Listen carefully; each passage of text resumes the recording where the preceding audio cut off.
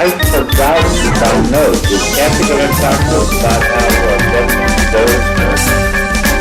I think she's still sleeping this morning, so. Oh, no. Okay. Jensen gets a break. I am. He's got a short sleeve shirt on. Yeah, he's in Florida. I know. Good morning, everyone. Welcome to the Dawn Patrol. I'm Cliff Krieger, your host. Sitting next to me is Professor Bill Johnson from UMass Lowell. We have Dr. Bill Johnson. Both correct. Which is the higher? So I don't know in the U.S. I can only tell you in German it's they use the title Herr Professor Doktor. So doctor would be the highest. Doctor's the highest here as well. Then professor. Because you can be a professor and not be a doctor. So I'd say I would agree with you. And doesn't the pay grade change, Bill? I know when my wife was teaching, she got a lot more dough because she was a doctor. So I could just tell you. She is a doctor. I should say was. She is a doctor. In the business school, you need a doctorate in order to do most academic jobs. So it's not really a comparison you can make. Like you can't get the same person doing the same job if you don't have a doctorate. It's just not typical to see that. But pay grade wise, you can't speak to that? Well, the different jobs that you can get if you don't have a doctorate, you get paid less. Yes, certainly. Understood. A little foggy, but We get tenure at the college you're at if you have a doctorate. That will help you some. On the other hand, the term professor sort of focuses you in academia as opposed to doctor. You could be in the medical profession. Sure. There are many people who are professors who don't have a doctorate, I suppose, and many people with doctorates who aren't professors. So they are different things. Yeah. My father, who had a high school diploma, used to teach at the business technology division of our community college. So he taught time and motion study and other management kinds of things at the business technology division. By the way, we didn't introduce Mike Smith. Mike is zooming in from Florida. Last Monday he was up in New York, so you recovered okay. Yep, we only had minor damage. I can't say that for other people that we've seen. There was some really, really bad damage from these the two storms, Helene and Milton, and people are still fixing or recovering. Where we are in our senior community and our manufactured homes, there's still places that have damage that have not been repaired yet. And it's more compounded for some of these people because they don't live here year round. They only come down for the winter. So they're going to have a lot of repairs to do when they get down here. We're fortunate since the hurricanes have left that we haven't had any rain, so nothing's been damaged by water or anything. But we know of many places, especially down on the Gulf, Clearwater Beach, those areas where people have lost everything. Even the American Legion down in Madeira Beach where we go, they're closed to at least probably end of November, December. They had 3 feet of water go through their building. So there's been some very bad damage. We're lucky where we are. We're higher above sea level than most places around here. We're a little over 70 feet above sea level, and I think that does help. So, Mike, I was watching these storms the last few weeks and thinking, I hope there isn't one coming on Election Day or near Election Day. There's nothing forecasted? Well, I mean, they're always looking ahead. I look at my news every day now that I'm down in Florida. And typically the hurricane season runs to the end of November, around then, but it's very rare to have a hurricane or something hit landfall, from what I've been reading, this late in the season, late October, November. But there is a possibility,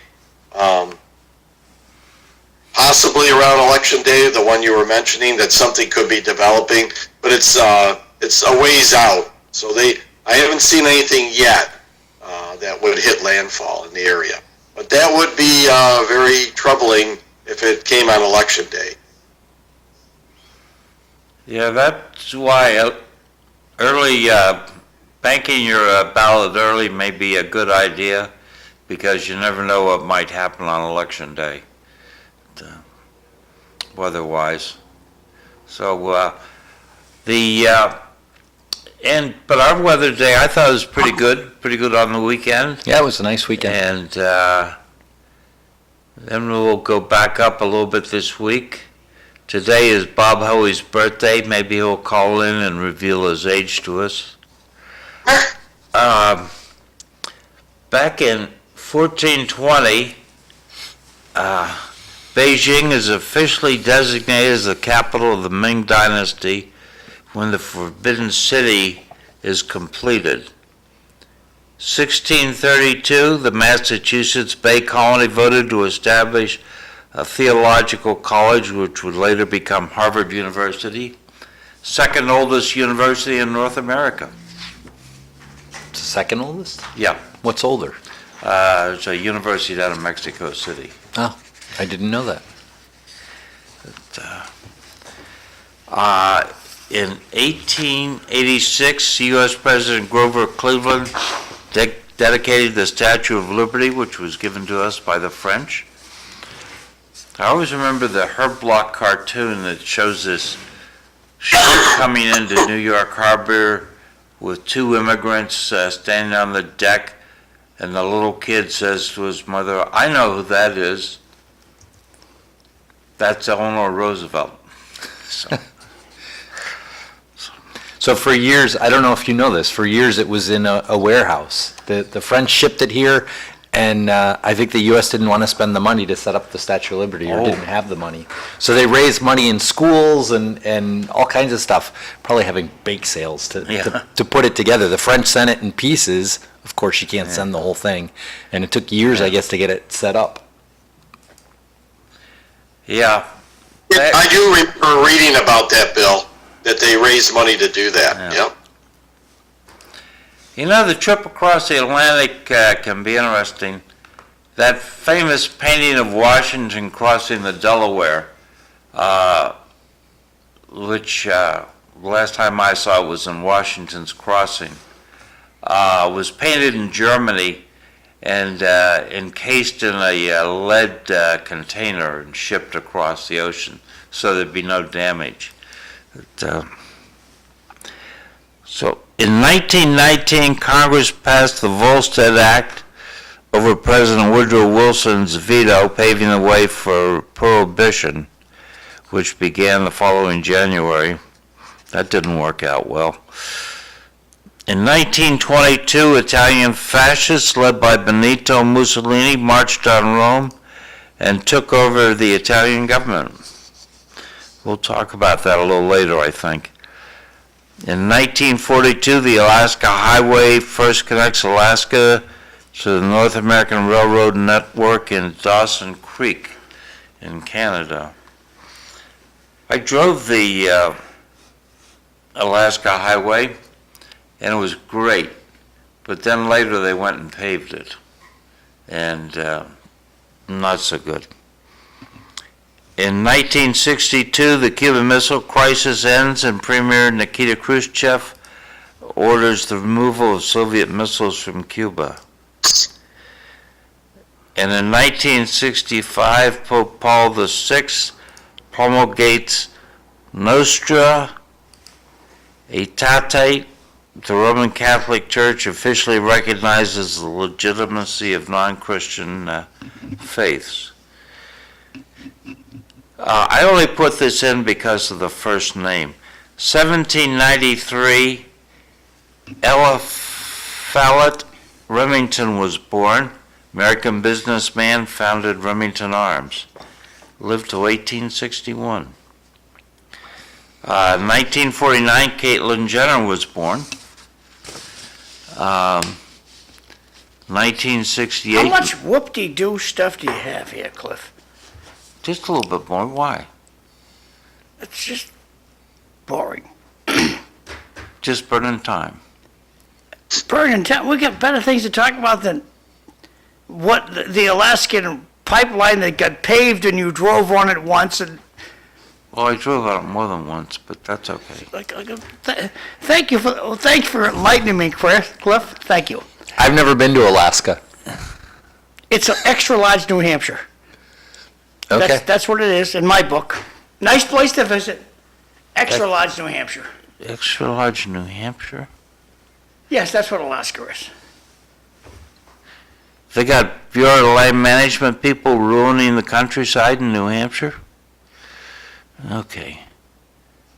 I don't know how you make that connection, Cliff, but that's okay. Well, all right. when I You're was the there, host. You're when the I was there, BLM was a big deal. Black Lives Matter? Bureau of Land Management. You said BLM.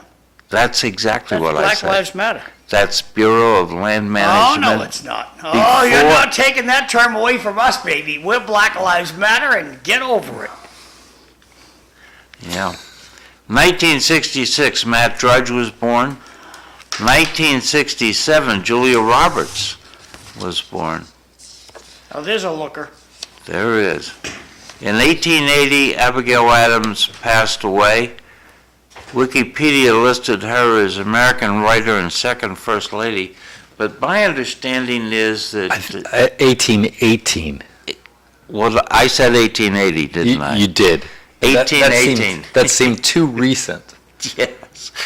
But my understanding is that she had a lot of influence on her husband, John Adams, and therefore had influence on the Declaration and the Constitution.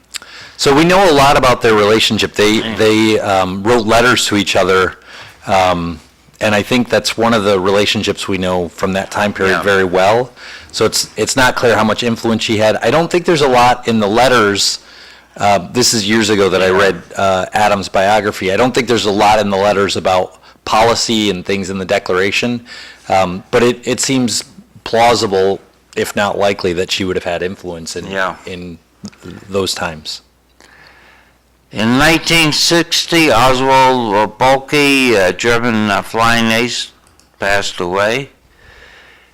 And in 2004, Eugene K. Byrd, a retired Army colonel and author, he was the commandant of Spandau prison for 8 years. Spandau was where we kept the people we didn't execute after World War II in the Nuremberg trials. So I have to tell you something else I saw this week. In The Economist, they had an obituary for the last Japanese flyer from the attack on Pearl Harbor. He was 106 years old. He just died this past week. This is the feast day of the Apostles Simon and Jude, and this is Oe Day in Greece, a national holiday commemorating Greek independence. Have you been to Hawaii, Bill? I have not been to Hawaii. I'm doing the states in order of their becoming states. That's interesting.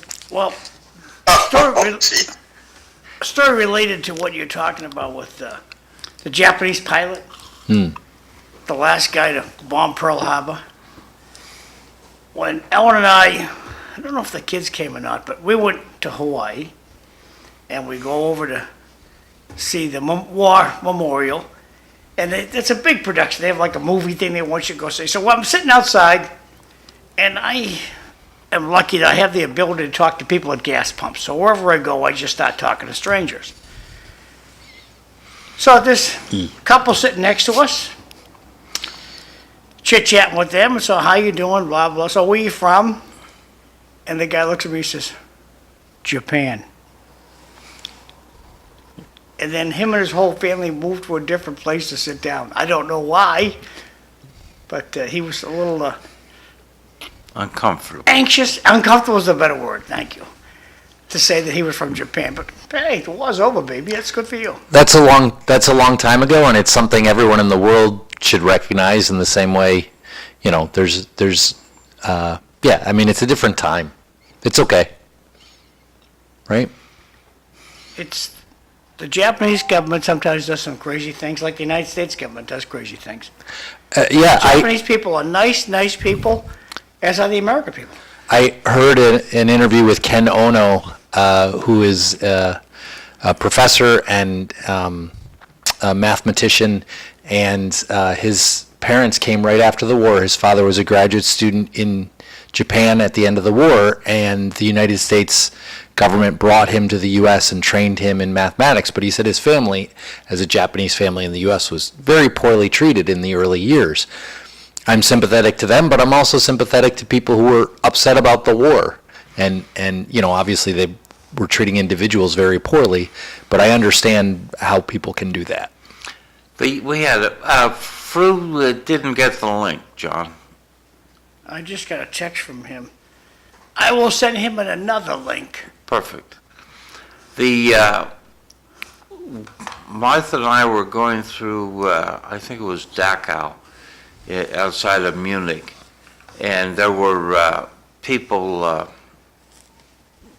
there sort of laughing and joking, and I think that Martha thought they were Italians, but just not understanding to show a little bit of respect. They just saw it as a holiday visit, and that's unfortunate. Well, I think that the media makes the mistake of presenting a government's mistake like it's the people who live there's mistake. And I think that the broadcast media should say the Israeli government does this, the Polish government does that. That's what I think they should do. Fru. Okay, John's going to try and send you the link, but in the meantime, we've got you on speakerphone. So you want me to call? Oh, yeah. Well, look for the link. Would you ask him, tell him I just sent it to Fru 1964. He just sent one to Fru 1964. Okay, let me check. 1964, that was a great year. I think that's Fru's birthday. Yes, it just came. I saw it. Beautiful. We'll see you shortly. All right. Okay. Thank you, Fru. You're welcome. Okay. Yeah. So we've brought up extroverts and introverts, and we've been talking about the Myers-Briggs personality test. And Bill, what do you say you are? ENTJ. I took it it's almost, 25 years ago or something like that, and that's what I remembered myself, and then I went online and I looked at the classification and I thought it looks right, but then I took an online test and it says I'm ENTJ. So apparently it's stable over time too. John is an ESFJ, E being extrovert, S being a sensor as opposed to an intuitor, F a feeler as opposed to a thinker, J means he wants things more organized than, say, someone like me who's a P. So, Mike, have you ever taken the Myers-Briggs test? I don't think so, but I'd be interested to do that. Can you do that online? I can give you feedback. Yeah. Yep, there's a series of questions. If you hold on a second, I can even tell you what search to put in your, I'm not advocating a particular one, but this is a way you can get, just type in 16 personalities, into Google, and I think it's 16personalities.com. They have a free test there, and you can take the test. Hello, Fru. Happy Monday, everyone. Happy Monday. We were talking Myers-Briggs personality test. Have you ever taken that? Oh, that was a long time ago, and I forgot what the results were. Okay. So moving on. Eileen's coming like 6:30, she thinks. Okay. I'm an INTP, so I'm an introvert. I'm not in my comfort environment in a setting like this. And I'm P, I'm sort of laissez-faire about things, except I'm very close to being a J, which means I'm laissez-faire until it gets right close to the deadline, and then I go. Excuse me, Cliff. What makes you think you're very close to a J? When they took the score, the numbers Who's the were pretty they? clear. What? Who's the they? Didn't you take this test yourself? When I took the test, yeah. And what year did you take the test? In this century? 1982. Okay, well, it's time you retake the test. So I retook the test. I thought I would be very different, and my scores, I don't see my original test, but I think my scores are probably very similar to what they were in the past. I would say people probably can change over time, but maybe I have not. But I I'd would like to suggest, see. Cliff, you take the test again. You can suggest that, and I will probably take advantage of your suggestion and see what comes up. Are we going to get to the election soon? I would think that people are who they are. There may be subtle changes, or sometimes it may appear that they've changed some, but most people that I've seen through my experience really don't change. My haircut's different, Mike. What? My hair looks different, Mike. Well, yes, I understand that. You know, we all know what I mean by their inner core, not their physical appearance. Yeah. So, I would doubt that I would come out as an introvert. I doubt that, considering all the things I do. But that it'll be interesting to see what other things come out if I take that test. okay, so Israel attacked Iran. They didn't lose any aircraft. So is it now over in the Middle East? Or? No. Watching Al Excuse me, Jazeera. you're the producer. I'm trying to get these other three to comment. Oh, no. You don't seem to understand, Cliff. I We do have an audience. understand. We have an audience out there. Yeah. If the audience wants to conduct a little tour of what we're talking about this morning, if they want to comment, they're welcome to send a text, and I'll put it out there. And listen to Al Jazeera this morning like I know nobody here watched that. Did anybody watch Al Jazeera this morning? Is that the news service that is enlisted in Al part of Jazeera the is Hamas army? The news that the people in the Middle East watch. Al Jazeera. And I watched Al Jazeera this morning and watched an interview and they're saying the Americans engaged in this incident attacking Iraq. Iran, I think you mean. Whatever. Thank you. Well, that's important. Okay, Iran. Thank you. All right. Did you guys feel that the Americans helped them? Helped the Israel Defense Force? I wouldn't be surprised. So we should call it the United States military. Because I want to emphasize it wasn't Well, the you American, don't know that it was the military. wasn't the American people. Could have What? been the intelligence How community. could it be the American people, Cliff? It could be the intelligence community. And they're not part of the defense. No. Oh, well, There's the Department of Defense, so then I'll say and the then American there's the government. Central Intelligence The American Agency, government. and they're separate. The American government is being blamed by Al Jazeera. Yeah. So- How many of those guys are part of Hamas? They don't take questions like regular TV. You just watch. Okay. They don't Bill. take questions. Bill. So I have watched English Al Jazeera, which I assume is what you were watching. Yep. So there is also an Arabic Al Jazeera. In general, when I've watched it, I've found the reporting fair, but a different view.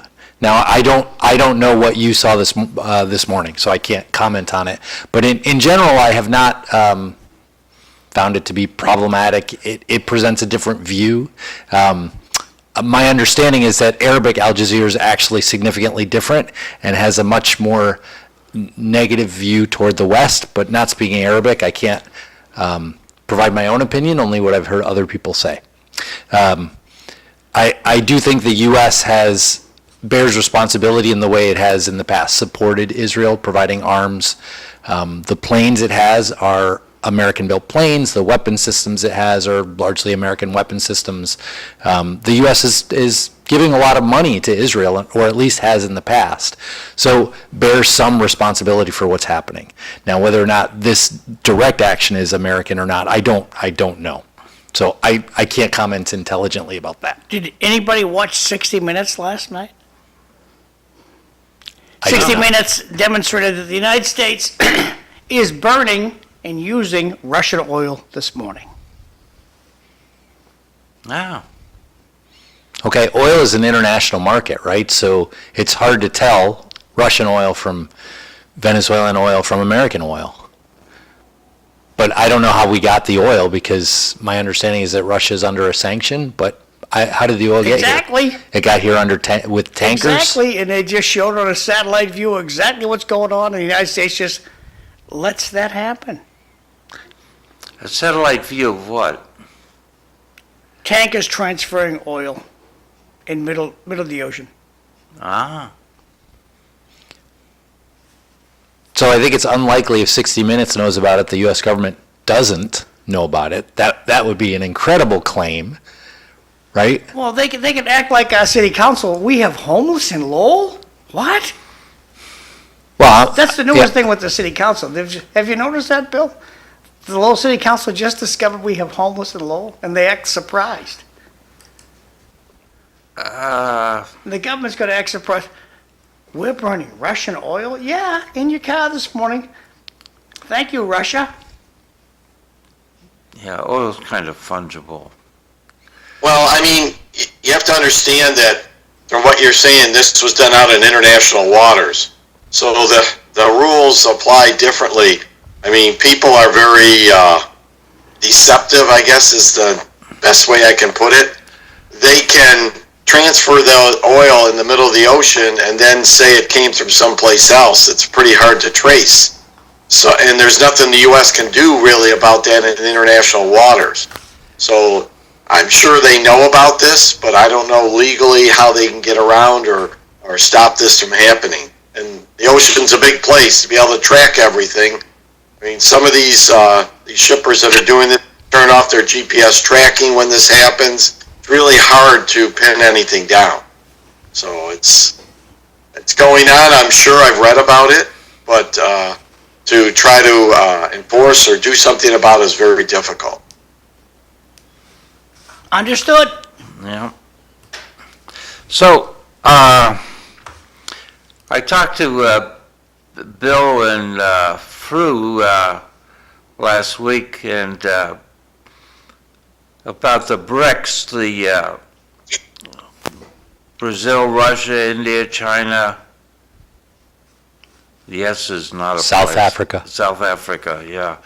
And they just had a big conference in Russia, in the city of Kazan. 36 countries showed up. 22 are sent heads of state. 3-day gathering. President Putin welcomed his dear friend Xi Jinping from China, and the BRICS is trying to provide a alternative international reserve currency, is my understanding. Are they making any progress on that? Do you think? For me? Yeah.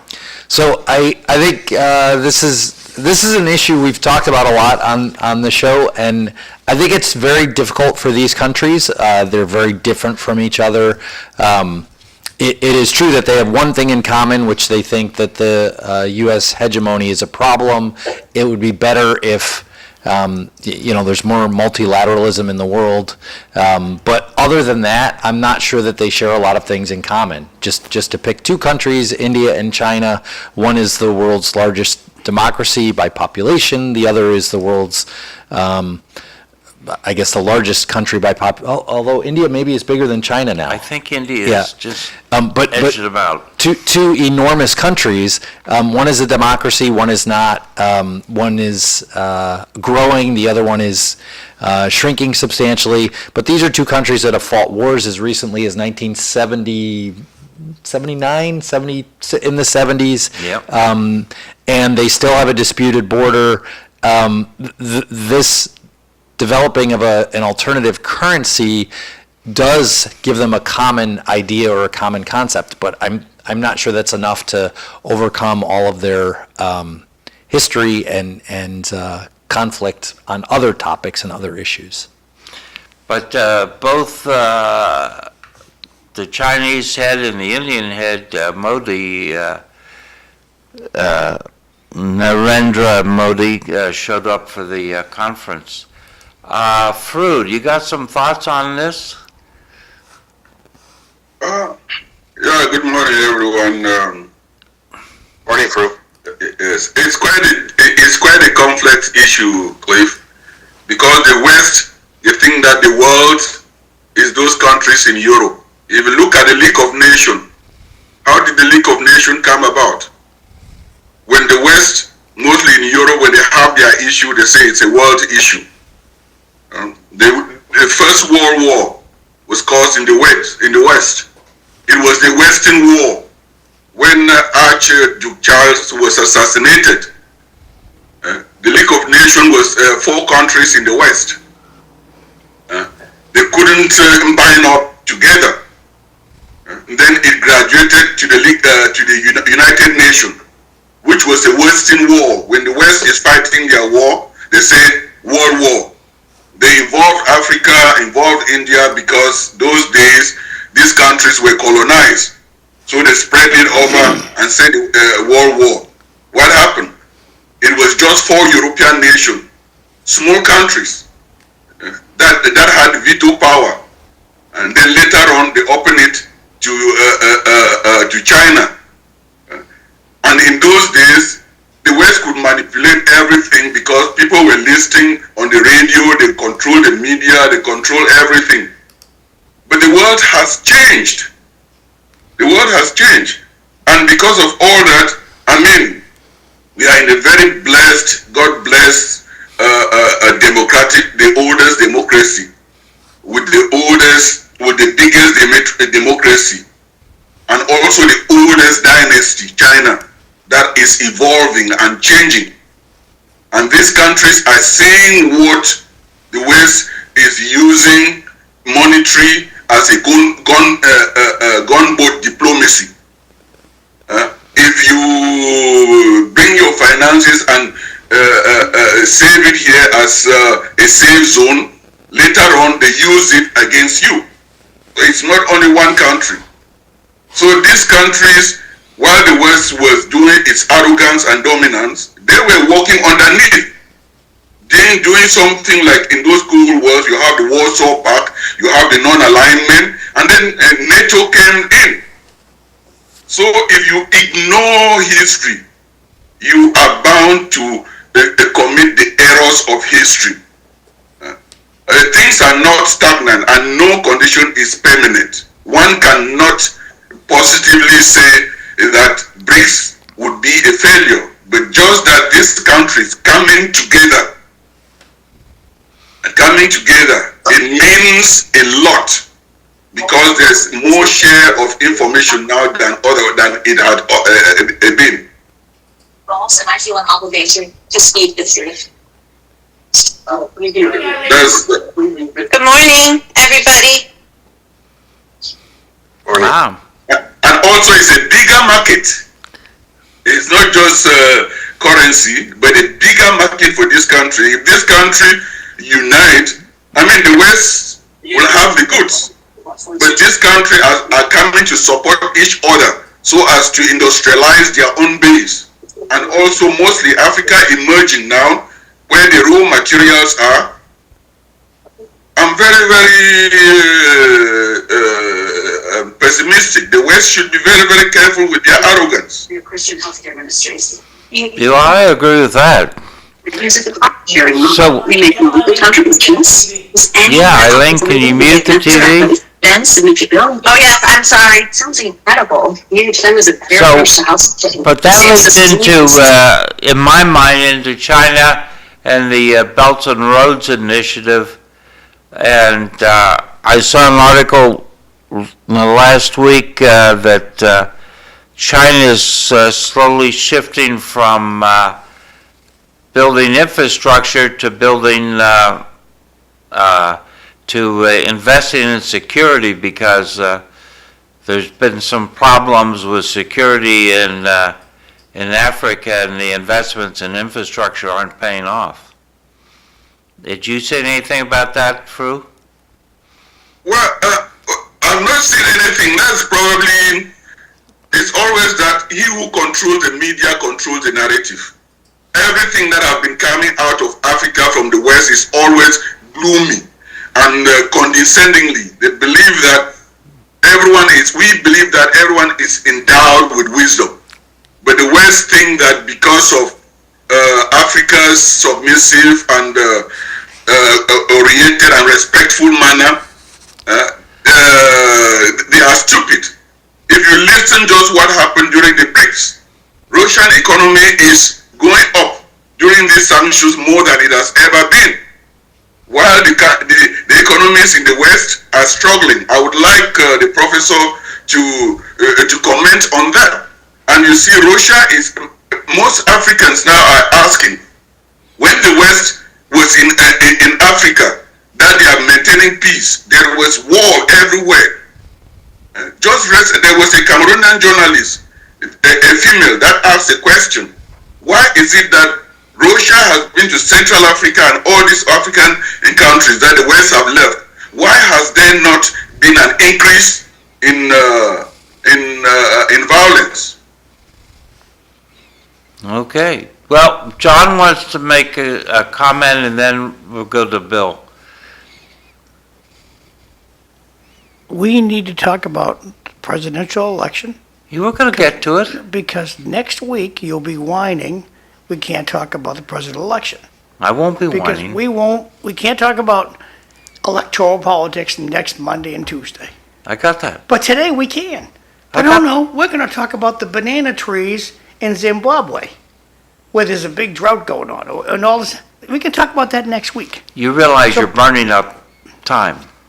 It's my show, Cliff. Back to you.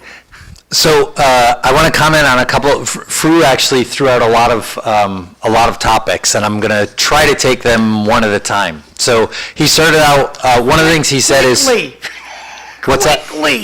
Quickly. Sure, I'll speak quickly. So he said whoever controls the media controls the message. And he also said, Fru, you said that Russia's economy is growing and thriving. I'm a little skeptical of this. Because they're under international sanctions. And I think they've had to pull internally and do things internally. I think as part of the international community, Russia would be much stronger economically. Now, with respect to the rest of the world, you implied or flat out said the economy is not doing well. That's not true at all. The Western economy, the U.S. economy is incredibly strong. We have very low unemployment. We have amazing growth. Our inflation is down. By all indicators, the U.S. economy is humming along and doing incredibly well. I can't come up with an indicator that would say it is not doing well. So I think the Western economy, certainly the U.S. economy, is doing incredibly well. I don't know how well Russia's economy is doing.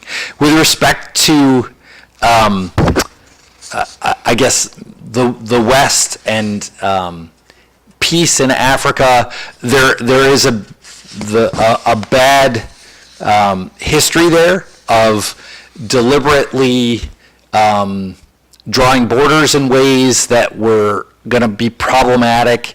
If you go back to the 1880s and into the early 20th century, there were a lot of things that European powers in particular, the U.S. less so, but European powers in particular, should not be proud of and obviously have answering for. At the same time, I would point out that if I'm not mistaken, the last colonies have been gone from Africa for 40 years. You can argue about Western meddling in African nations, but these are independent nations, and they need to work for their own peace and security. I think in cases where you see instability in former French colonies or that kind of thing, the French were attempting to keep peace and stability, but there are some very bad actors in Africa as well that are challenging for African nations to deal with without the international community. So, I think the history is bad, but I think the African continent needs to look inward, and if it wants international help, it can ask for it, but needs to care for its own countries as well. Okay. Yeah, can I just, I think you should, Fru. I just picked the last one. Bill, we forget that every good patriotic African leader is a bad leader to the West. And every horrible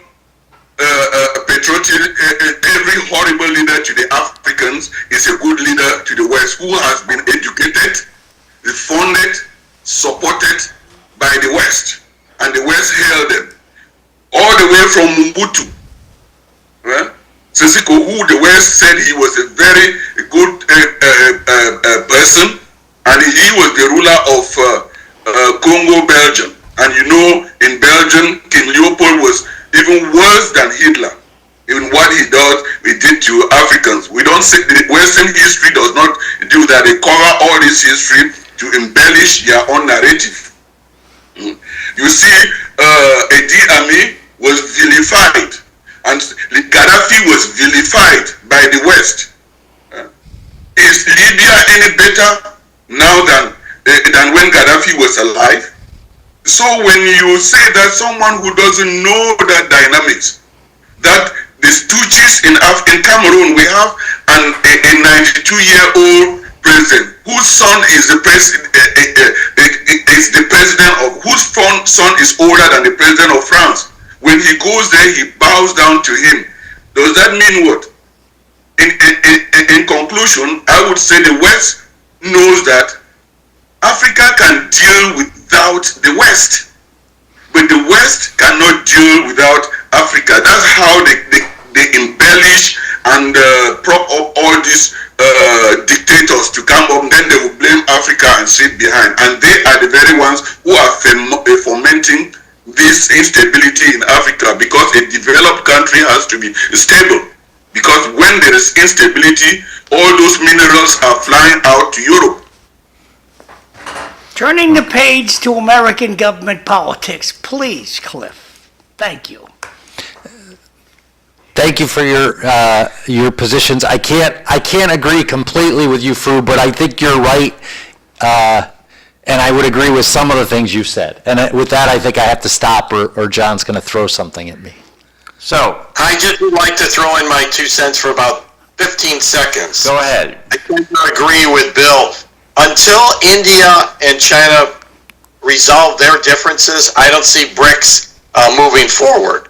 That's the key players, is India and China. If they can resolve, because of their economies, population, and all the other things, if they can resolve their differences, then BRICS could be a threat. But until they do that, I don't see them being a threat. Okie doke. Good comment. I saw where the Los Angeles Times, the publisher, refused to issue an endorsement for president, and as a result, the editorials editor, Mario Garza, resigned. They were hoping that they were going to endorse Kamala Harris, and then another editor resigned, and then the Washington Post, Jeff Bezos decided not to endorse anyone, and 2 people resigned from the staff of the Washington Post. Which I thought that was kind of interesting that these 2 newspapers are, that they refused to endorse. And I think it's the owners of the papers that Yeah. wouldn't allow the editorial staff to endorse. Yeah. That's the right way to frame it. The editors wanted to endorse Yeah. someone, right? Okay. But I saw one place a suggestion that it was about the economics of the paper, that the Washington Post has lost 100,000 readers recently, that so they're trying to orient more towards the center. I don't know. What do you think? Well, I think historically the editorial boards have been able to endorse candidates to say we like this person or we like that person. Of course, you could argue that that's not journalistic independence, but editorial boards are not there for journalistic independence. That's a different issue.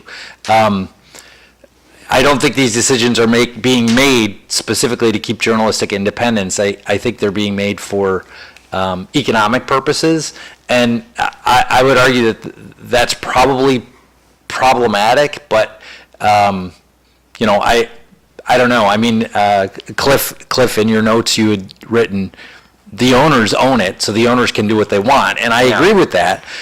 They, of course, need to be careful that they say they're journalists, then they need to be treated like journalists and act like journalists. If there's something else, then they can be something else. But it is a change, and it's something that obviously the editorial boards are not happy about. Bill, don't you think that every media out there is run by the owner? These people who I watch on television are script readers. They just read off the teleprompter. A good friend of mine who works at a Boston television station, and she doesn't want me to tell what station she works for. If you don't read exactly what the teleprompter says, you're not there at noontime. You're done. You read that teleprompter, we don't want your opinion. If you want to have your own opinion, get your own TV station, is what management tells them. You read the teleprompter. That's what you read. If you don't like it, bye.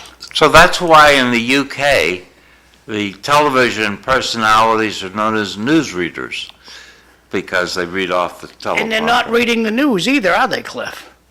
They're reading what management tells them to read. Well, it is news. It's not all the news. Oh, okay. Define the word news in your mind. When you hear the word news, what does it mean to you? When I hear the word news, I think of learning about happenings in other parts of the country. Okay, Bill, when you hear the word news, what do you think it means? Oh boy, the birds are flying around between the ears over there. So, something I didn't know before, that is something that has happened factually. How do you define it, John? News doesn't exist anymore. I think it should be factual reporting of what happened. Not what we think happened, not what we want to happen, not our flavor for it, not what Rose Clooney thinks of it out in California. News should be factual reporting of what happened. President Putin punched President Biden in the nose. Here's the video. I watched the video this morning from Merry Old England on Sky News, and of an MP beating the daylights out of a guy. And that's all over British. I'm sure you'll see it on TV later on today. But that's factual news. And we just don't do that in the United States. Well, let's back up a second and go to Aurora, Colorado. Well, no, I'm going to Aurora, Colorado. I'm going to Is continue. that factual I'm news? going to ask Mike, and I'm going to ask Fru, and I'm going to ask John, Eileen. you have failed to complete your assignment. No. Yes. Cliff, look it. I'm going to ask Fru, Eileen, and Mike, when they hear the word news, what does it mean to them? That's what I'm going to ask them. So, Fru, briefly, I don't want 5,000 words. Briefly, when you hear the word news, what does it mean to you? It means I'm listening what someone wants me to hear from their own perspective. Understood. Michael, what do you think? When you hear the word news, what's it mean to you? I'm assuming that they're going to report facts for the news. I'm assuming that I'm going to get correct information. Now, whether that happens or not is another story, obviously. Now, Eileen has her camera shut off. She might be working on beautification. Are you there, Eileen? I'm here, but no, I've come to believe that the news is what Bruce says. Like, it's the media's own personal narrative. All you have to do is flip through the channels. As I said before, my mother watches Fox News all day, so that's one narrative. Then you flip through CNN or the local news, and you see something very different and different perspectives. And I mean, you know how I feel about the Karen Reed case, so I mean, the mainstream media is not even touching that. Okay. Back to Cliff. Right. Thank you. Now, you guys are answering a different question than I was asked, though. So I want to defend my... Go right ahead. You asked specifically, when I hear the word news, what do I think? That's what I asked them, too. They just translated it. And they gave a different answer. They said, what is the news media like? We heard it, so please continue. So I agree that the news media in the United States, I know a little bit about news media and some other outlets outside the U.S., but in particular in the U.S., has a particular flavor. It tends to be, benefit the owners, as Cliff points out. But I don't think we can say that our news media is not journalistically run. It's not propaganda or anything like that. I think that's, you can go too far with this. And if that's the position you want to take, then I would say, well, then don't watch the news media, because you're wasting your time. You're listening to someone else's propaganda. And that's fine if that's the position. Well, but I defy you then to get any news, anything that's going on in the world. How would you know anything that's going on in the world if that's the position you take? Thank God for YouTube. That's where I get a lot of my good stuff, YouTube. International news around the world, whether it's from Australia or wherever it might be, I get a lot of my news from international. And you'll hear it like 3 or 4 days later here. Go ahead. Variety is the spice of life. If you really want to watch news, don't be glued to Fox News only. Don't be glued to CNN only. Watch news out of this country and watch amateur videos. That's when you see news. But people who are so narrow-minded in one perspective, as they discuss things, you will see, you can tell from what how they are looking at the world. Hey, I want to just take a point of personal privilege here, like Bud Caulfield would say. My birthday was over the weekend. I got like a bazillion people sent me happy birthday cards, but I want to tell Kay and Jim Fallon, they watch the show, and I think they're watching this morning. They watch almost every day. I loved your card. They sent me an e-card. It was absolutely fabulous. So back to you, Cliff. Thank you. Okay, so John, do you think this thing about the news has happened just recently? No, it's a virus that's grown over the years, and it started with when video news started to rob market share from printed news. The printed news started to get more entertaining, but printed news is so far behind video news, and now video news, you'd be 4, 5, 7, 11, whatever channel you want to watch, they're sinking in the dust because of the YouTube situation where people can get their news anytime. I want to watch the weather forecast right this instant. You go to YouTube, you don't have to wait till noontime. Go to YouTube right now. So John, how do you explain the term yellow journalism, which was popular back when your grandparents were young? Now, would you explain to the audience and myself in 2024, what is yellow journalism? Briefly, I don't want 10,000 words. Briefly, what is yellow journalism, Cliff? That is the newspapers trying to get readers by going out and putting up sensational headlines and trying to drive things like the Spanish-American War. What he's saying Got a is, question there someplace? yeah, your your assertion was the beginning of the decline of impartial news was the replacement of print media with video media in the news. And I think Cliff's point is, no, there's been muckraking and there's been yellow journalism and there's been... When you say yellow journalism, what does it mean, Bill? Yellow journalism is adding a huge amount of spin or putting things in the media that aren't quite correct in print. So it's what you're saying happens in video, So only in newspapers. And it has a long history. It has a very long history. Would it be safe to say it's opinion media? It's presenting it as journalism, though. So opinion media is fine as long as everybody knows it's opinion media. Opinion media is 2024 for yellow media. Yellow No, news. no. Yellow journalism is presenting it as impartial news. So we should that's what we separate get. editorialization from news, That's right? Okay, we can move on. We're getting too deep we're into the weeds now.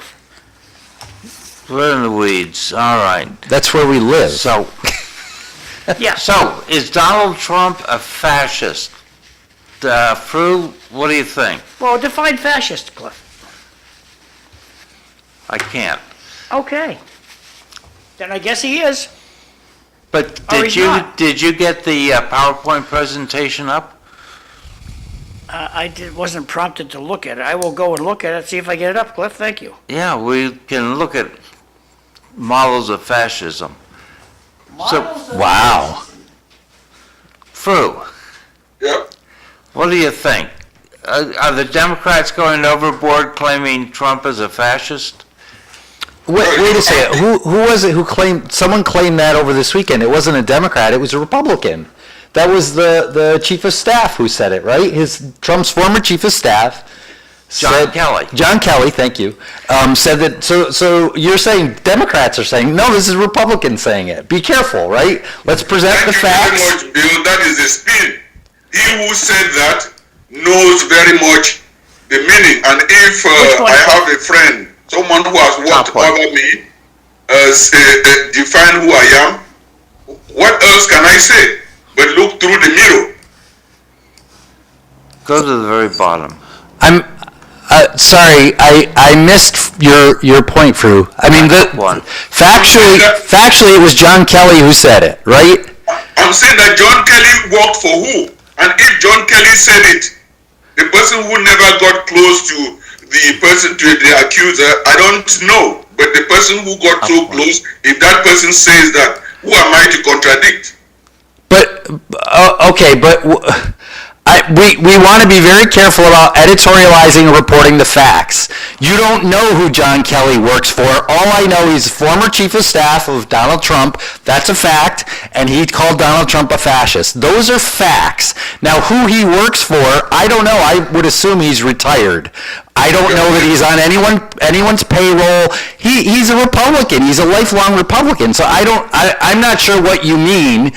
But the facts are clear in this case. Well, give me some Kamala stuff. No, I'm just saying that I don't know what a fascist is. I don't know. Well, that's a different issue. Question. And I think Cliff's going to help us with this. Is that right, Cliff? I am. Okay. So, John, can you put that slide up for a second? And I've used the term dictator, which is a larger umbrella term. Is that a new potato from Lay's? Dictator? No, we discussed this Friday, and That's why I'm bringing it up. Not everybody, people don't watch every day. So it's not a new potato chip. Okay. Oh, it's not on your Besides, screen. I I'm prefer sorry. Granny Goose. So here are some dictators from the last 100 and some years. And John asked about people doing mass killing. China's Mao Zedong, who's a communist, has got the record for killing. Was he Catholic? No, why? Just asking. What else? He was a male. He was a communist. Anything else? Was he a Rotarian? An elk? No. Okay. Odd fellow? Yeah. He is a bit of an odd fellow. Now, I have seen his killing of people excused. I heard it on NPR. I remember exactly where I was when I heard this. It was so shocking to me.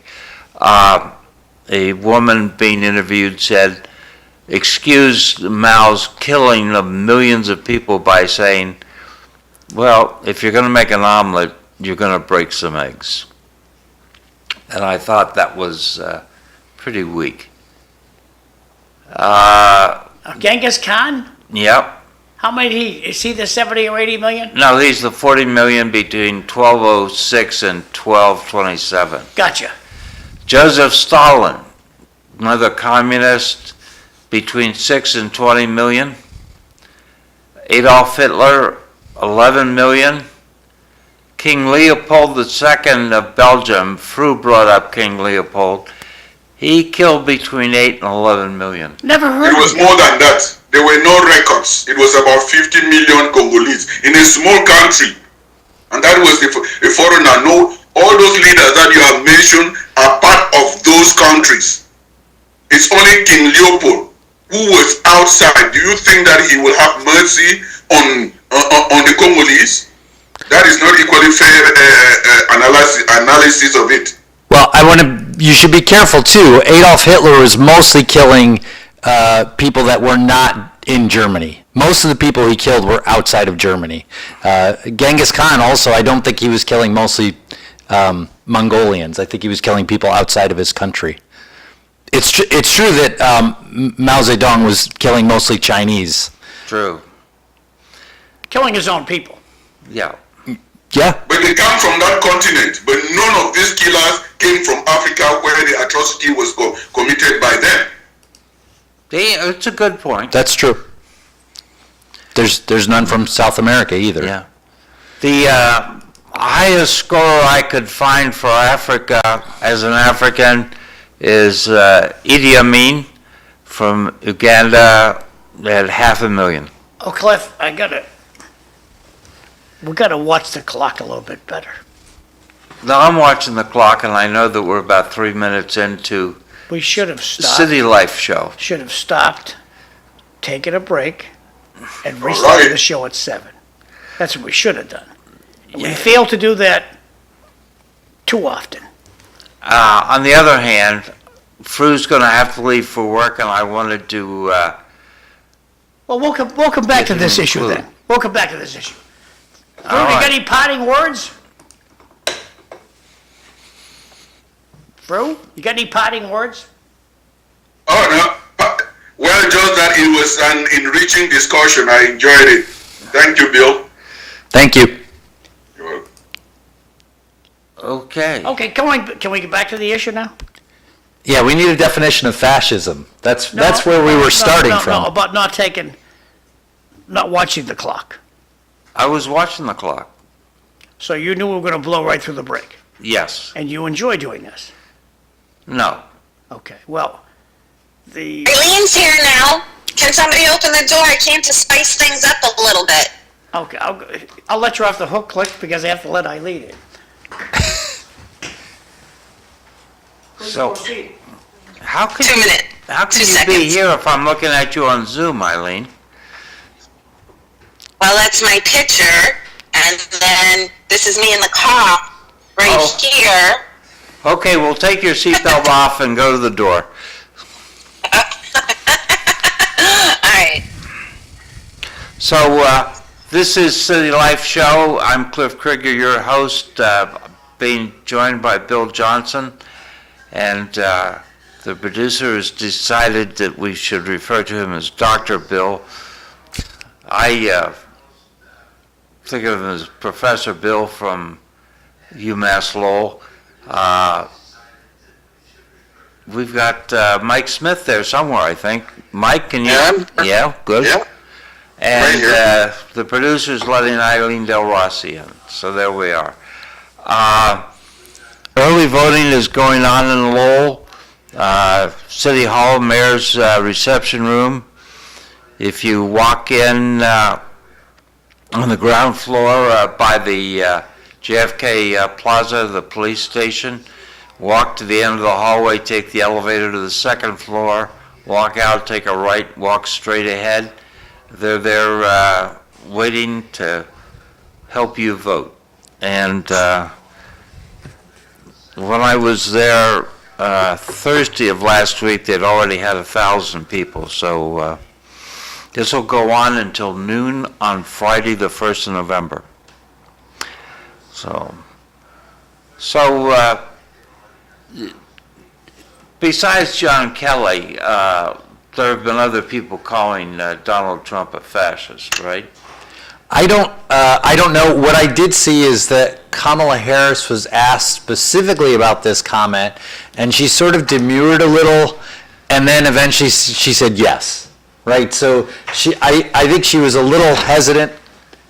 I didn't hear her use the word, but when she was pushed, like the journalist, and rightly so, a journalist should push to get in it. Like if somebody's going to be like, well, you know, different people have different opinions. Look, yes, that's true. So we actually got an answer out of Kamala Harris to a question. Well, I think I only saw the clip briefly, but I think she was asked, is Donald Trump a fascist? And I think she said, well, you know, different people are saying he has some troubling behaviors. But I don't want to say too much because I don't recall specifically, but I think she did say yes. I've heard her say yes. Hillary Clinton has said so. So it's become a bit of a theme. I thought that Bob Woodward's book coming out when it did in October was part of a plan to emphasize this theme.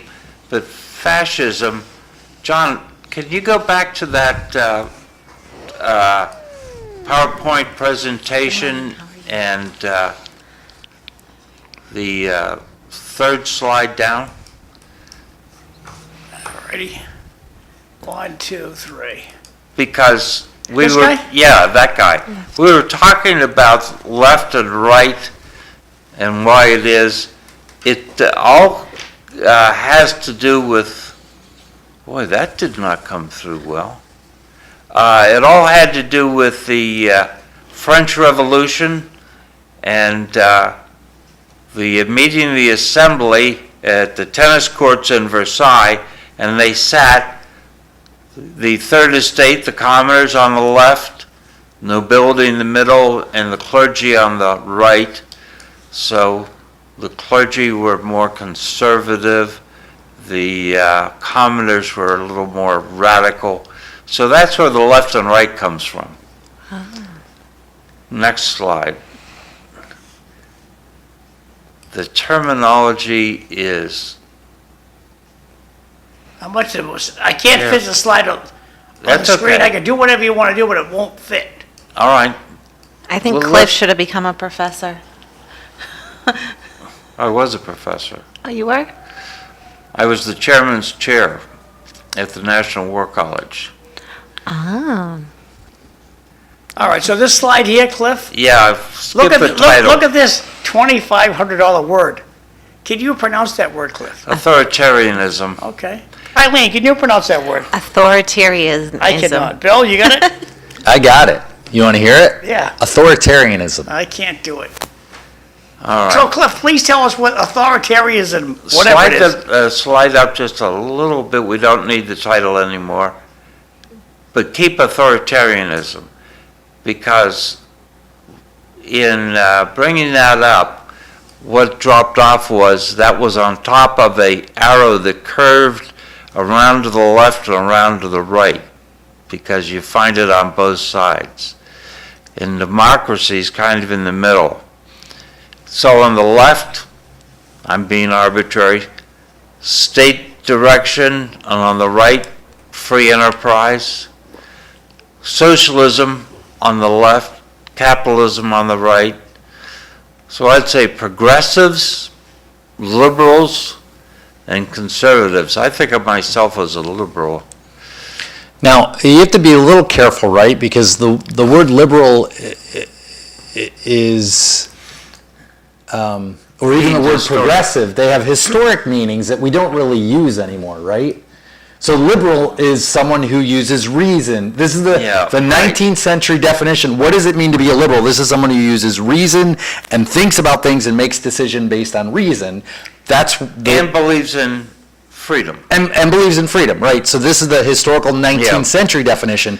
That's not how people use this word today. I'm fighting that. I think you're going to lose that. I agree with you that we should be very careful to change what it means, but I think you're going to lose that battle. How about, why don't we just use the word reality? Right. Why do we have to have all these crazy freaking terms you guys throw around? Oh, you're a liberal, you're a left-winger. Let's just go reality. Right. And this weekend, I had a lot of time to catch up on the conversations and the political scheme, and just in my AirPods, taking walks and so forth. And if I was completely blind and could not see, and if I was deaf to the fact that there are Democrats, Republicans, Libertarians, authoritarians, now I'm not going to be able to say it. If I was deaf to all of that, but I could still hear these debates about who to vote for president, I could easily say the one person I am not voting for is Vice President Harris, because I have not heard her answer one direct question about how to make America normal again, or even just on its feet. How's that? And I know she loves America, and she grew up in a middle-class house, and she had grass, and I get that, and I can definitely empathize with that. But on the other hand, she's not answering the big questions. She has no kids, right? Well, I guess she has Stepchildren. stepkids She has stepchildren. when they were 15 and 20 also. So she never had her own loin of her own being. Where is her husband? No clue. Where is her husband? I don't Naval understand that question. Observatory. Oh, that's where he lives? Yeah. Okay, Naples because Melania Observatory? was on the stage yesterday with Trump in New York. She Yes. looks magnificent. Who Yes. was? Melania Oh, Trump. yeah, yesterday, last Trump's night. wife? Current wife. Current I wife. think it's wife C. Maybe it's wife D. I think C. C. See. So you want to go with just reality.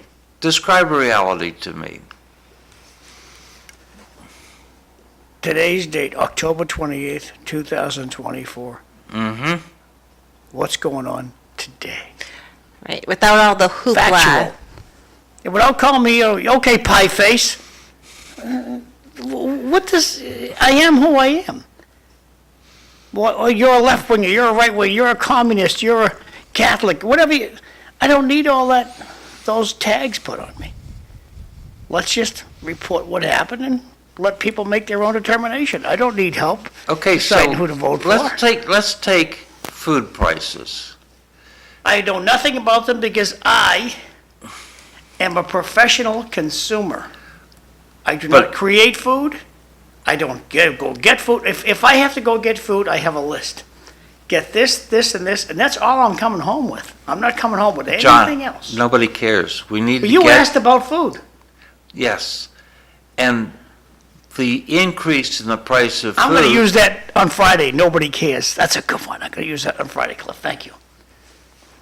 But you use it all the time. But don't you fund the food shopping? And don't you see an increase in what's necessary to fund food shopping? I'm much more spoiled than the average bear. Okay. So, Vice President Harris says that the problem with the increase in food prices is the fact that the companies like the mullahs are gouging the customers. Now, is that the reality? Or is the reality the fact that we've run the debt up $7 trillion since March of 2020? I picked that one. American Greed. One of my favorite shows. It's American Greed. Just look at what happened in 2014 with Market Basket, the RDT versus the good RD versus the bad RD. Like that Let's fight. pick on Stop and Shop. Demoulas is very, we are all fortunate to have Demoulas here. Market basket here.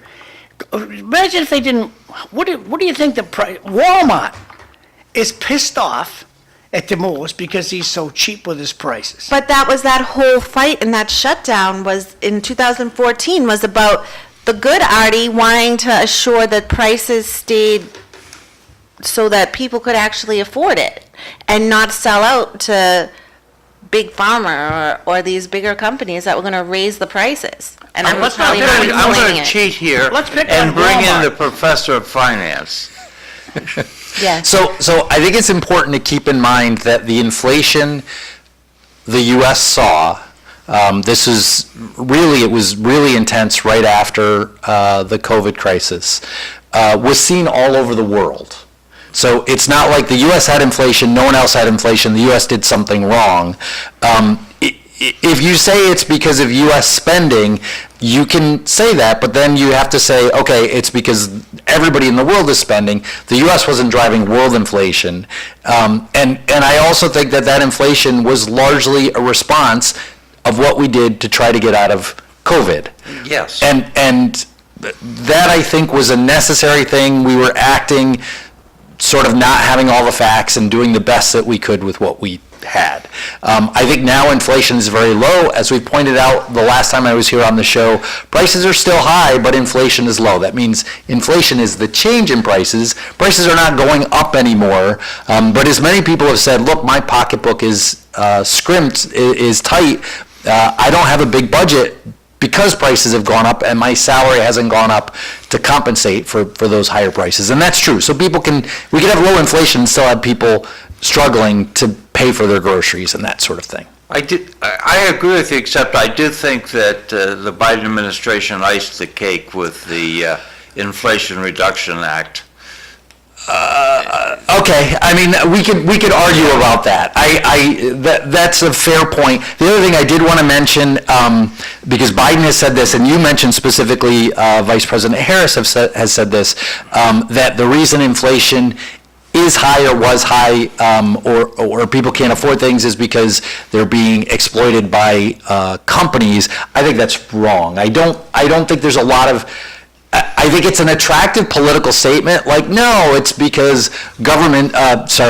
companies are exploiting people. I don't think there's a lot of evidence for that. That sounds like a political statement. I'm happy to see whatever research people have done to say, look, Demoulas is making all kinds of profits. I think the direct link isn't strongly there. Sure, prices have gone up and companies have made money, but I don't think that's the main determinant. Hey, I just want to take 2 seconds here and wish our friend Mark Craven happy birthday. How is he doing? He's doing great. I've seen him a couple of times out in Tewksbury. Still one of the main movers and shakers and drinker, but Cadillac of a guy. It's Mark Craven's birthday. Oh, happy birthday, Mark. And many Happy more of them. birthday. Okay, so, Can yes, I'm looking for you to make a comment. On what Bill was saying, I tend to agree with him quite a bit on that, but let's remember what drives our economy is the cost of fuel and gasoline. If you look at the prices compared to 4 years ago, it's still like 50% higher than it was 4 years ago, the cost of fuel. So everything that goes to stores is transported by truck to get there. I mean, everything Walmart gets, Lowe's, your grocery store, everything's delivered by truck. So if the cost of fuel has gone up by approximately from $2 to $3 a gallon, that's 50% increase. Of course, everything's going to be more expensive. It has to be. So if you can drive the cost of fuel down back, and whether they can do it or not is another discussion. But if they can drive that back down to previous levels, then I would think that costs could come back down some, and people's money in their pockets would be worth more. But I'm not the financial professor like Bill, but that's how I see it. That that's driven a lot of increase in cost because it costs more to get the stuff to the store. So, John, Cliff. what is reality then? Is it that Demoulas is greedy, or is it that we have inflation? That's where we go. I don't think that Melissa's greedy. I think that the federal government of Washington DC likes to throw out all this good stuff, smoke and mirrors, to keep the spotlight off of them. Just name one congressperson that's not a multimillionaire. How did that happen? Insider trading. What's insider trading? That's where you know, okay, we're going to buy all of our guns from Walmart. And you go buy stock at Walmart. You stick, I'm going to buy $1 million worth of stock at Walmart. And then it's announced all of our guns, we're going to buy them at Walmart. Walmart stock rockets right up $1 bazillion a share. Well, the stocks, everyone wants to buy my stock. I sell it. I made multi-million dollars in just a couple of days. Real easy. Why do we not put the spotlight on Washington, D.C.? I also wonder. Washington, in conclusion, Washington can regulate things. And, okay, why is carrots so expensive to buy? Why are carrots so expensive to buy? Not hard to figure that out. Eileen, you want to say Okay, something? explain to me, why are carrots so expensive?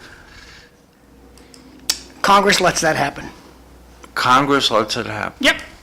Well, I also wonder who benefited off of COVID and the masks. What politicians in Washington, D.C.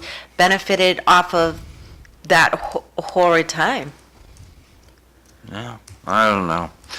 So, we've failed to define fascist, but the term comes from Benito Mussolini, today being the anniversary of his march on Rome. The fascist, if you have an old dime, there's a fascist symbol on the old dime. Dominik says he's sorry. Couldn't make it to the show this morning. He overslept and didn't even hear his alarm at 5. Oh. So I'm glad Cliff heard his alarm. And Dominik, we'll see you next time. Maybe I'll see you tonight. We'll see what happens. Dominik and I corresponded, and so it's an interesting historic fact. And so I'll bring this up as soon as I find Dominik. Here we go. October 23rd, last week, was the anniversary of 1991, the day the Paris Agreement was signed to give Cambodia its first free election in 1993. And elections have been held every 5 years since, except that few important things in the agreement were not followed, and no one else cared except the people in Cambodia. So next time Dominik comes in, we'll ask him a little bit about that, the agreement. Yes, Cambodia had a rough patch from the 60s. Not very good for Cambodia.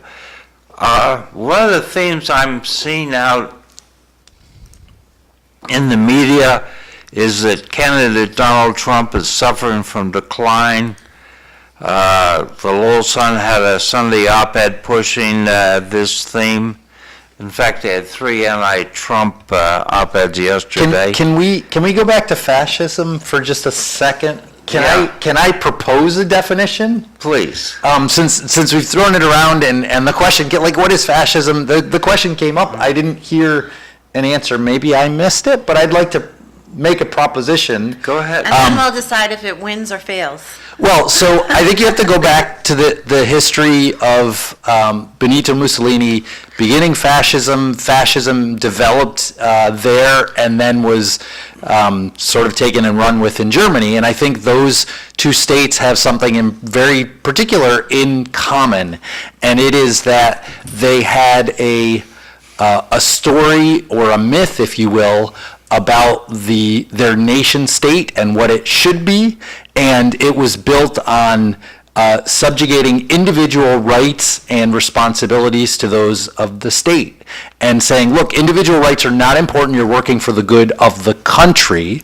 And I think that's really the modern definition. Now, okay, so we got a... This is from Merriam-Webster off Google. Fascism is, look at the foggy terms they start off. is a far right, whatever the hell that is, that's not one of my favorite words, ultra-nationalist, political, ideologically. This paragraph is so foggy, it's a Yeah. disgrace. Well, wait, some of it is I think good, it's some clear. of it is rubbish. It's too foggy So- for me. so let me- Too foggy for me, Cliff. Well- So moving on to these things right here. So can we just overlay the Yeah. definition I gave you with what's there? So I described an ultranationalist Yes. government. Yeah, I agree. I didn't say anything particular. Well, I guess I said about authoritarianism, right? Because you're Yeah. subjugating the individual rights for those of the nation, Right. and you're sacrificing individual rights. I have to be very careful how I use my language because I don't I want like to. the bundle of sticks. It's a bundle of sticks. Like I said, on the reverse side of the dime. Right.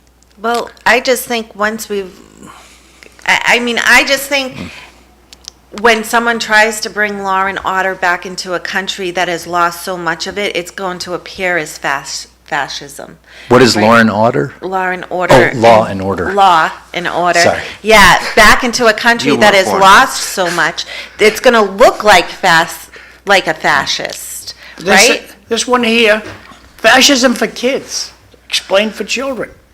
As we learned, fascism is the political idea where the government controls everything. And then they go right to Hitler and Mussolini. People aren't allowed to say what they want. But wait a second, this is where I That's too having simple. trouble. Though. That's too simple. We say Mussolini and Hitler, we don't say Joseph Stalin, we don't say Mao Zedong, 'Cause we don't say Kim. We like them people. Yeah, but they're worse. But you're confused. You're conflating authoritarianism with fascism, right? What does You fascism want me to click mean? on any of these you see? on Yes, the for screen? the economy. I want to see what it means for the economy. Mussolini gets to fascism because he is a communist and he decides communism will not work. And so he creates his own system. Mussolini is not some idiot. He'd been the editor of a newspaper, for instance. I mean, he's a pretty bright guy. He rejects communism, and so he moves to a new form of socialism. And This is 75 years ago, right, Cliff? More. no, more than that. Okay, 80 I'd years say 90. So moving on. in Mussolini's case, we're talking 100 years ago. Okay. You're going to wrap it up there, Cliff? We're going to read this one for Eileen. I'm going to wrap it up by saying that the Italian fascists separated themselves from the German Nazis for a while, thinking they were not the same. And then they had an alliance, but I don't think that makes Nazism and fascism the same thing. Okay, in 70, 80 years ago, when this Mussolini guy was in charge of things, they didn't have the internet. You couldn't look stuff up. You couldn't check on Genghis Khan. Today you can. It's a different world. I'm sorry, wait a But second. you were already saying governments control these things or media control these things. So I'm not sure that it matters. This here If has you can- already been editorialized by some boss saying, I don't take this out, take that out. Did your parents not buy a set of encyclopedias? Do you know what an encyclopedia is? What does that have to do with the statement, Cliff? You said without the internet, you couldn't look things up. Yep, and when Not you at look, the- and I realized pretty soon, looking at the encyclopedia that my parents bought, and it said printed in 1962. What And did the I'm yearbook say? reading it in 1966, and I realized a lot of stuff's changed What did the in yearbook the say? last 4 years. What did the yearbook say? I'm not drawing to any conclusions there. I want to read this for Eileen, and then we'll get on to your antics in a minute, Cliff. Fascists have commonly sought to eliminate the autonomy of a large-scale capitalism and relegate it to the state. However, fascism does support private property rights and the existence of market economy and very wealthy individuals. Thus, fascism ideology includes both pro-capitalist and anti-capitalist events. My takeaway from that is if the government likes you, you're going to be okay. If they don't like you, you're screwed. That's actually a fair interpretation. The Nazi state in particular had very mixed practices with regard to private property. Certainly there were Jews that owned significant amounts of property that they lost their property completely, but there were also very many people who were able to keep and be very profitable, have profitable businesses during the war. What happened was the public let it happen. They said nothing. Okay, look at that list. Well, to be fair, there were, during the 30s, there were legislators in Germany that were murdered by the Nazis. This is not a simple thing, like the people just said, oh, okay, let's elect the Nazis and let them take power. That's not what happened. There was a lot of angst over this. It's not as simple as they let it happen. The general public soon learned to shut up. They did shut up because they would have been killed if they hadn't. Looking at this list, anything else you want to click on before I? Not all of them. No, but I do have to go. But thank you for letting me join. I didn't think I was going to get a word in edgewise if I didn't just show up.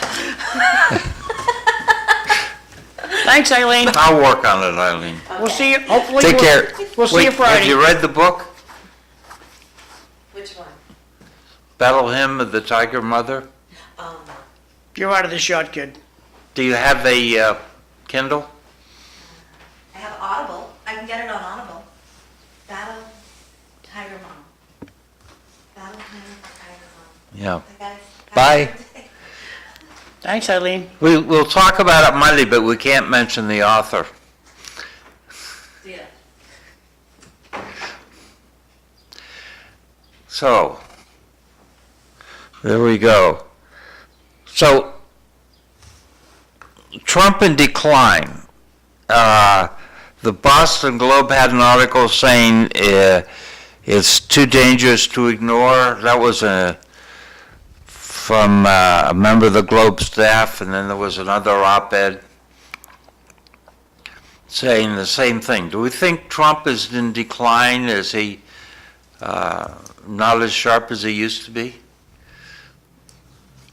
I think it's hard to tell. He was never particular. If you go, I mean, I haven't gone back to 2015 and listened to his speeches and listened to his speeches today. His speeches today are very random and all over the place. I expect if I went back to 2015, I would find very similar things. So I'm not sure I would call it decline. I don't know that he started in a place where I thought he's very coherent and speaking very succinctly about precisely what he wants to do. I think he's always been sort of all over the place. But, Mike. But that's not decline. Can Mike, can either of you guys tell me, and that includes Mike, what did Kamala do over the weekend? I didn't have her address her schedule. She had a rally with 30,000 people somewhere, and then she went to Pennsylvania for a while. So she was someplace at a rally, you think? Yeah. No. You don't know I where. know it. But we all know what Trump did. The media right now is going to use all their time to dump on Trump. And you'll see a ramp up and less of an equal time thing. I remember when I used to work with Morris Cohen, the original, one of the founders of a radio station WCAP. And Morris taught me about equal time. If you're going to talk about Bill Johnson's candidacy for city council, you got to make doggone sure you talk about Cliff Krieger's efforts to be a city councilor and try to give equal time for both sides because your audience is liking one guy over the other, so try to give equal time. I'm not seeing equal time for Kamala happening at all. So looking at I got two texts. Can anyone name Kamala's accomplishment since she's been VP? So I would. Second, I'm going to read them, and you can talk about that one you want. Wikipedia, talk about fake news. Moving right along here, one more to go. I think I can read it anyway. The biggest threat to the U.S. is the 535 members of the American Mafia. And thank you, we brought that up a little while ago. If Wikipedia is not a reliable source, they are using a flawed source. Thank you for your comments. So, Bill, what were you going to say? So with respect to Kamala Harris as VP, I presume the person is asking about the current administration, not like what did the vice president do unlike the president, right? So given that presupposition, I would say the administration would say, now you can agree or disagree that these are good things, but there was a large infrastructure bill, and that was something that the Trump administration had said they would have an infrastructure bill. They never did. And then the bill you mentioned as well, the spending bill that you were unhappy about, but it is an accomplishment. That's true, it's an accomplishment. Not everybody agrees on whether it's... Inflation Reduction Yeah, Act. thank you. Right, so those, I think, would be things that the administration would say, yes, we did these things. I think it would be unfair to say that she hasn't done it, the administration hasn't done anything. Of course, you would say, yeah, but there are worse things than doing nothing, would be your... But people would disagree on that, right? There are many people, and I do think that... They fixed the border. The border has gotten significantly better since they took executive action, but of course, Congress was working on a bipartisan bill. Now we're going to get into another area. Republicans and Democrats worked together to put together the bill, and then the Republicans pulled out, and my understanding is because Donald Trump said, I don't want Republican Democrats to have success leading up to the election. That's my understanding of the facts. Now, we can disagree about the facts, and you can... I think those facts are a little iffy. Okay. Trump didn't want it. My impression is that there weren't a lot of Republicans involved in this bill. And the thing that stands out to me in the bill is the fact that it would allow 1.82 million illegal immigrants, maybe we can call them irregular immigrants, every year. That's a lot of people not coming through the regular way. And the thing I'm most aggrieved about in that is the fact that we're punishing people that do it the regular way. Mike's been telling me from time to time about Kathy's problems coming back into the United States from Canada. Kathy, who's on U.S. Social Security and U.S. Medicare, had to jump through loops in order to get her the green card, right, Mike? Yes, yeah, so I'll try to keep it short, but yeah, that's a touchy subject with me. Just so people know, Kathy lived in the United States for over 25 years. She was married to an American previously. All her children and grandchildren are U.S. citizens. And paid Social Security and paid for Medicare. That's an important thing to say. That's correct. You're correct, Bill.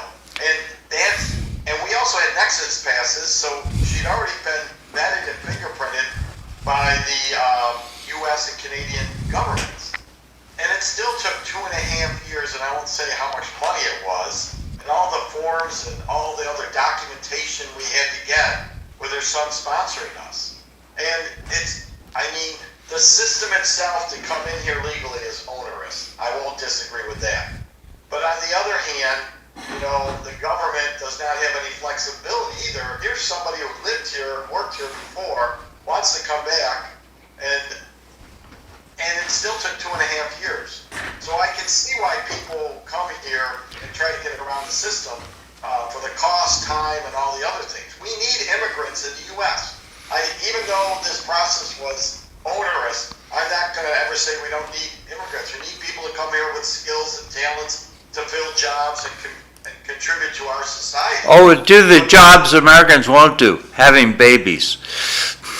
Well, that's another whole subject. I'll leave that one alone. But the thing is the system needs to be done better, but it still needs to be done properly. And that one bill that was passed, or the one that got scuttled by Trump supposedly, that was not going to fix the problem. It was just going to just open the border and say, we're going to still let a 1-point-something million people into the country. We're not going to worry about it, whether they're legal or not. So we need to find a better way to do this. I agree with that. But we can't continue to just let people just come across the border and get a ticket and say, come back to court in 2 years, and then we'll decide what's going on. Yeah, I think. So there's no perfect solution to this. There isn't any perfect solution.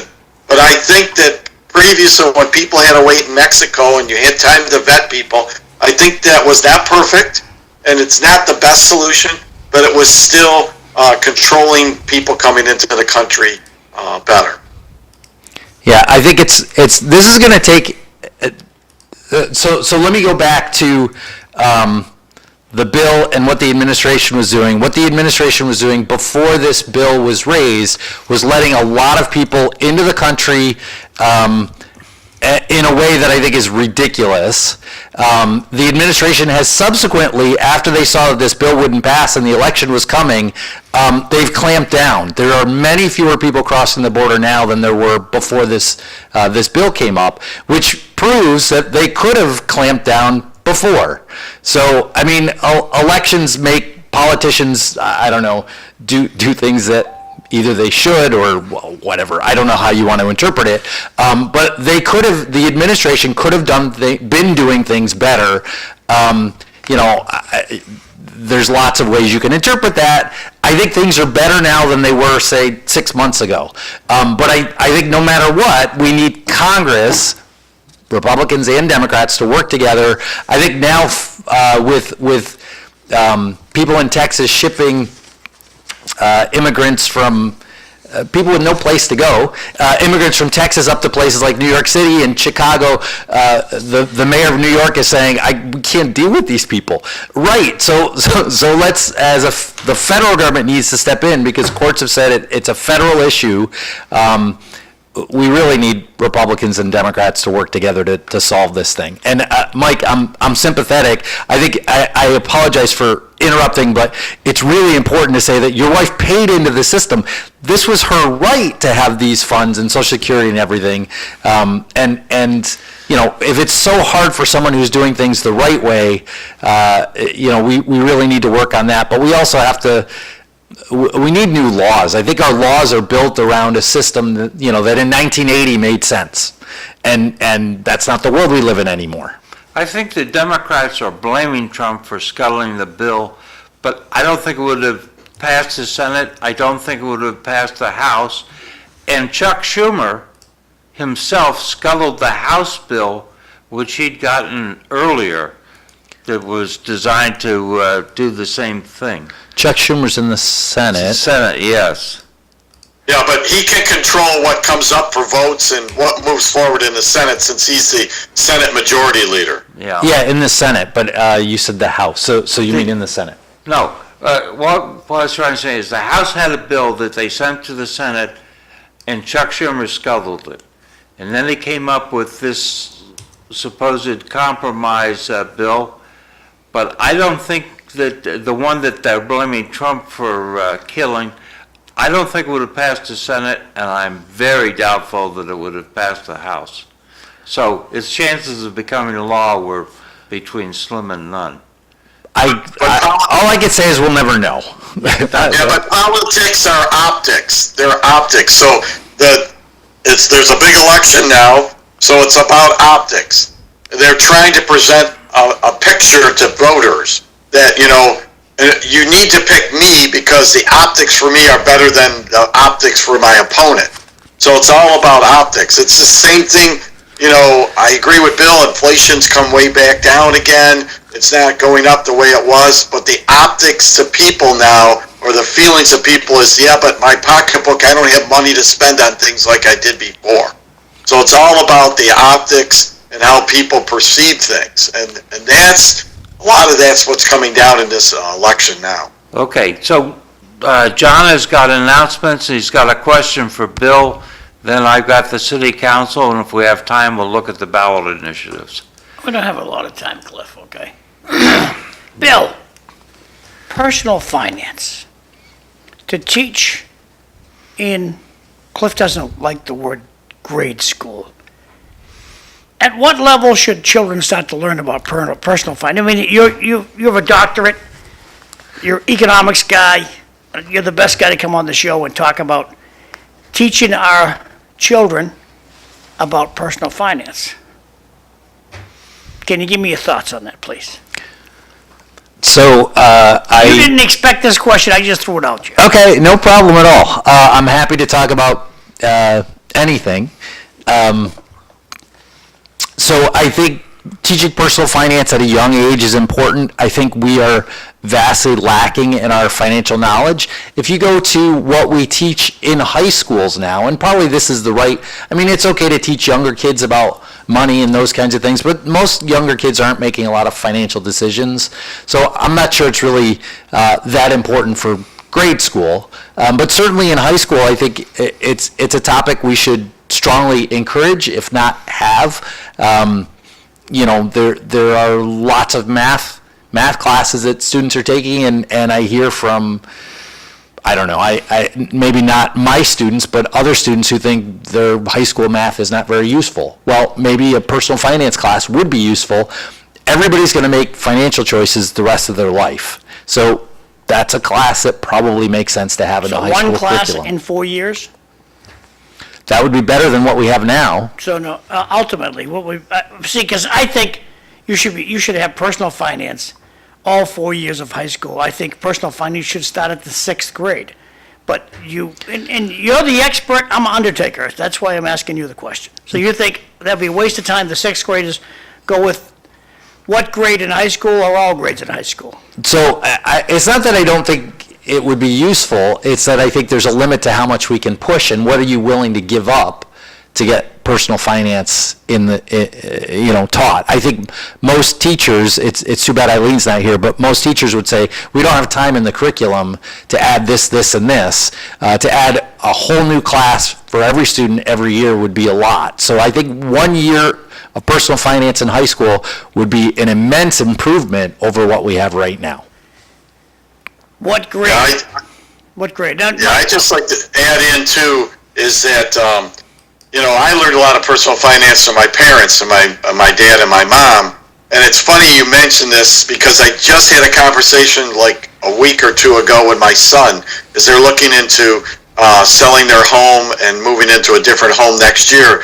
And he was discussing about how one of the most important things he learned was from my brother and myself, is about personal finances, how to manage money, what good debt is, what bad debt is, how to save, into a 401k, those kind of things. And unfortunately, a lot of parents do not have the background, and I'm not an accountant or anything like that, do not have that information to pass on to their kids. And, it's really important to understand and plan ahead, because, one day you're 20 and the next day you're 60 and you're getting ready to retire, and all of a sudden, how am I going to do this? So it's that would help people greatly, I think. Well, this stems from a conversation I had with a young pregnant woman last month, who said that her and her husband are trying to buy a house. They saved up some money, but their big problem is they owe $120,000 in credit card debt. And they got in the habit of paying off credit card debt with another credit card. They get a new credit card, pay off the old debt with the credit card, and they thought that was good for them. And they owe $120,000, and they're like, "Boy, this is bad stuff." And they're going to have a baby, and I think that she was pretty much brokenhearted because she wants to buy this house, and I don't think it's ever going to be reality. Back over to you, Bill. Can I just add one thing on John's comments there? When I was growing up as a kid younger, people did not have credit cards. I remember going to the bank with my dad, either cash or a check. He'd go to the bank and pay his mortgage. You didn't have all the credit available like you did now. So people watched what they were spending, and they didn't get into some of these debt issues they get into now. So it's just a different environment than when I was growing up. Okay, I gotta bring this over. This comes in from the audience. I'll blow it up a little bit so we can see what we're talking about here. And this is directed to Bill. And it said, a question to Mr. Johnson. I'm sorry, Dr. Johnson. Can America go to 50, 100 trillion in debt and still survive? So I think that's a fair question. That's a question economists struggle with. John's going to be upset. I will give you an answer in just a minute. But it's a challenging question to answer because it depends on the growth rate, it depends on how the economy is doing, the strength of the economy, the growth of the population, where our wealth is coming from. That is a complicated question to answer. I think in general, we are okay with the amount of debt we have. Cliff may disagree, but I think it's more on a philosophical question than an actual one. The problem is once you have too much debt and your economy really starts suffering, it's too late at that point to back off. And so, it's a very challenging thing because if you say, okay, well, we're going to pay down debt and we're not going to spend as much, then the economy will actually shrink and people will be suffering immediately. On the other hand, if you overdo it, then inflation takes off. So it's a very, what is the precise number? I don't think anyone can know. But when we have too much debt, then we know. So we need to be careful. Politicians are not always careful. And that's a problem we have in our system. Very foggy answer, but I think I got it. Thank you. Can we say that post-World War I Germany is an example of too much debt, resulting in a lot of inflation? A lot of politics got played in there, Cliff. What? A lot of politics see, Americans forget that, and again, I'll go back to good old Al Jazeera. They preach hate America. Yeah. And when I've been fortunate enough to visit the Middle East, they love the American dollar. They prefer you pay with the American dollar. They don't want to take their own drachma or whatever you call it. They prefer you pay with American dollars.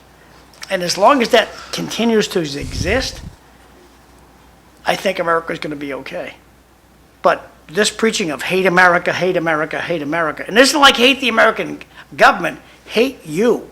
Everybody who's watching this show today, Al Jazeera, not the television station itself, but listen to the politicians, is hate Americans. And that means hate you. Okay, so what did that have to do with the post-World War I? Because Germany? we were told to hate Germany. Hate Germany, don't get out of Germany. We were told to get away from Germany. And so people stopped investing. So, yeah, post-World War I Germany is a unique case, right?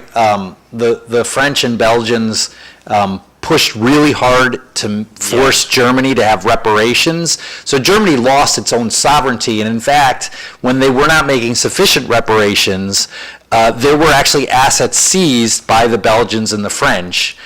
German assets that were seized because they didn't pay enough. Germany was put in a bad state after World War I. Now you could say they did wrong in World War I. The loser of a war always gets punished in some ways. But I'm not sure that's the best example where it's a sovereign nation making bad choices. They did have a hyperinflation issue. Maybe a better example would be something like Zimbabwe or something like that. Although I maybe not mention that with Fru here. Well, if we get Lavinia in, we can ask her about that. She's from Zimbabwe. Real quick, City Council, they're going to vote to not meet next Tuesday, which is Election Day. Sounds good. Eric Gitcher wants the election department to look at moving early voting to the senior center. Councilors Robinson and Gitcher wants the city manager have the solicitor look at using the Worcester way of electing a direct election of mayor. Personally, I'm against the direct election of the mayor. Why? Why? Because I think that he's the chairman of the committee, and the committee ought to pick amongst themselves the best person to make the committee work well. And as a taxpayer, I'd like to pick the mayor myself. Okay. Bill, what are your thoughts? I hadn't really thought about it before. Okay, then we'll move on to Mike. Mike, what are your thoughts? Should you elect your mayor, or should he be elected by the politicians who just got elected? Well, where I grew up in Rochester, New York, they elected the mayor directly. Who's So the that's what I was they? used to. The population elected the mayor? Yes, the mayor ran for office. The city council did not elect the mayor. Did the Did mayor not run pick for, did the mayor run for city council and mayor at the same time? No. Understood, thank you. Back over to Cliff. Okay, and Vesna Noon wants the law department to tag up with the lawyers from the Hoot versus City of Lowell that resulted in us going from at-large voters to, city councilors to district city councilors. He wants them to tag up with the lawyers and see if there's any problem with direct selection of the mayor. And also, Councilor Noon wants another ballot drop box or move the current location outside of the police station. Councilor Noon again, he wants to move early voting to the senior center. Also, Councilor Rourke have the law department draft a wage theft ordinance similar to Somerville. That means make sure that our contracting people make sure that we don't have scab labor taking wages away from people. And there'll be a secret squirrel meeting to consider and discuss ongoing negotiations with Sal Police companies, and that's it. Here we are. First article that we're going to vote on is, excuse me, should the auditor audit the legislature? What do you think? So I understand in reading this that there were some concerns about separation of powers. So with those concerns stated, I understand the concerns, but it seems to me like it can't be a bad thing to have another person looking at what the budgets are going toward and how they're being used. I think if a ballot initiative like this passes and it's a problem, then the legislature can vote and change the law. So I'm at least broadly in support of something like that. So am I. We hope to interview Auditor DeZoglio Tuesday off the show and then plug that in Friday, 15 minutes maybe. Second ballot question is MCAS. Is MCAS, should it be a graduation requirement for high school? So broadly speaking, the arguments against this were that it will lower standards, and I think that's, of course it's theoretically possible, but I think for the vast majority of students, they're as long as they're still required to take MCAS, I think it's okay. I think the purpose of this is there are some students who would like to have a success in their life of graduating from high school, who are not going on to college, they're not going on to other academic pursuits. I think it's okay. So I would broadly be in support of this. I understand there is concern about maintaining quality, but I would generally be in support. I'm against it. I thought we cut a deal a long time ago.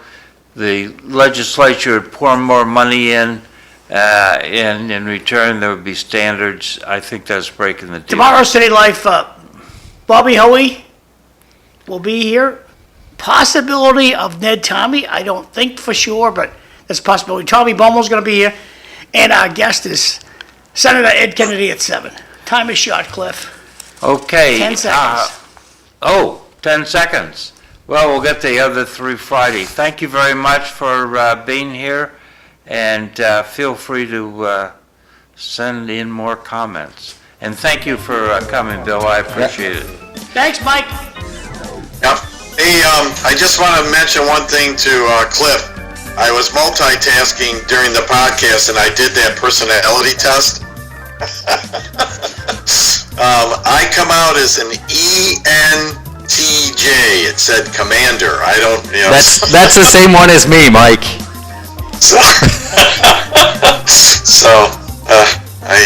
As you probably know, I'm pretty organized, so.